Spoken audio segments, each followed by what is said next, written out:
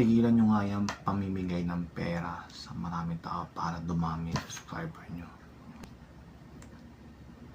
Kasi hindi yan ang solusyon para dumami ang inyong subscriber, yung pangungugod ng pera guys. Kasi alam nyo na ang daming subscriber ay sipag sa pag-upload, consistent sa pag-upload, mapakontent mo yan or shorts. Sa panahon kasi ngayon, ang para magbusang yung YouTube, damihan mo yung shorts mo. Content, kung content ang content mo, ulitin mo lang, para-paste mo lang yung sabi mong content o ibayin mo lang yung title na una mo content para marami maka-views. Okay? Kung naalala nyo sa aking unang channel, ay inuot ko lang yung Arena of Valor. Kasi nung panahon na yun, sikat yung Arena of Valor. Okay? At dahil sa marketing ako, ginagawa kong bilang isang marketing